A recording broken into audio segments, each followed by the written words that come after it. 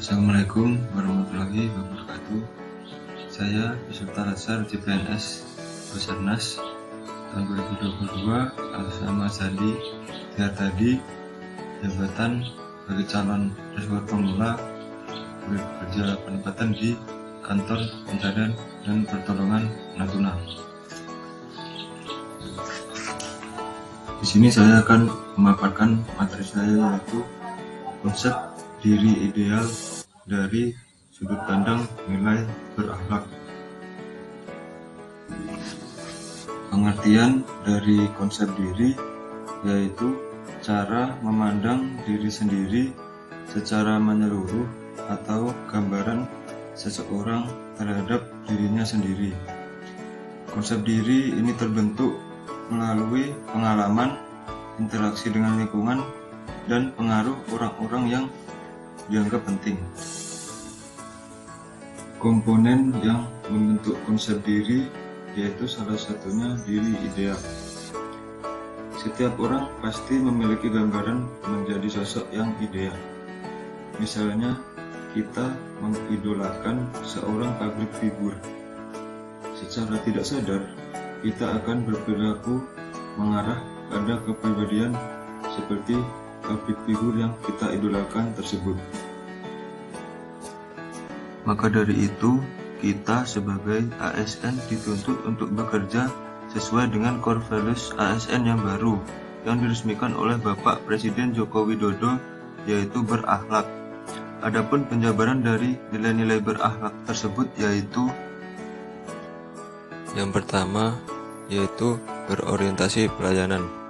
Seorang ASN dituntut untuk dapat memahami dan memenuhi kebutuhan masyarakat, selalu bersikap ramah kepada siapa saja, terutama kepada masyarakat, dapat diandalkan serta cekatan dan dapat memberikan solusi atas masalah-masalah yang ada di masyarakat.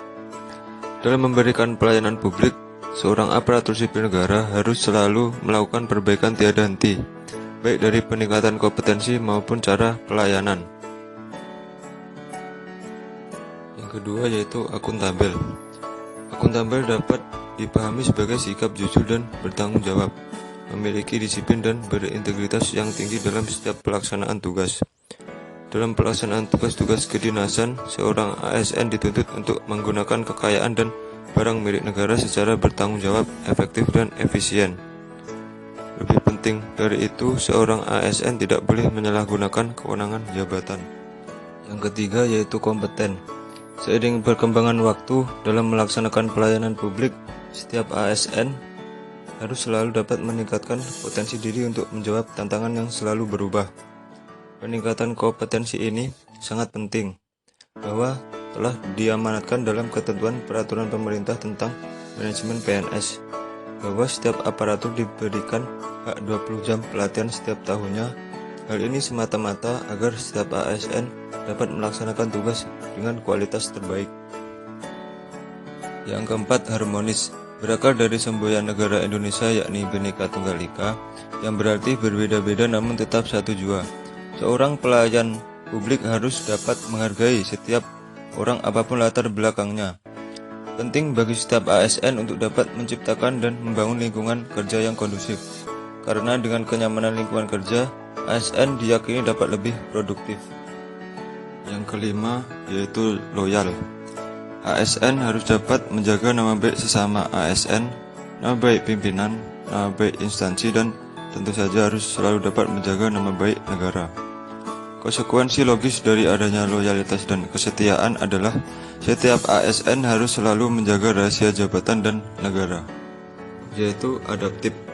Situasi dan zaman yang senantiasa berkembang membuat seorang aparatur harus dapat dengan cepat menyesuaikan diri menghadapi perubahan yang ada. Harus selalu diingat istilah yang sering kita dengar, yaitu yang abadi adalah perubahan itu sendiri, membuat siapapun yang tidak dapat beradaptasi akan semakin tertinggal. Adaptasi dapat dilakukan dengan terus berinovasi dengan mengembangkan kreativitas. Setiap pegawai juga harus bertindak proaktif dan tidak hanya berpangku tangan. Yang ketujuh yaitu kolaboratif. Dalam pelaksanaan tugas, kolaborasi di antara setiap aparatur mutlak harus dilaksanakan. bersinergi dan memberi kesempatan kepada berbagai pihak untuk berkontribusi dalam pembangunan akan dapat mempercepat pencapaian suatu visi dan cita-cita.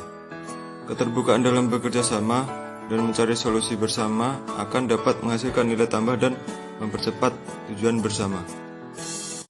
Demikian materi yang dapat saya sampaikan. Untuk kurang lebihnya saya mohon maaf. Saya ucapkan sekian dan terima kasih. Wassalamualaikum warahmatullahi wabarakatuh.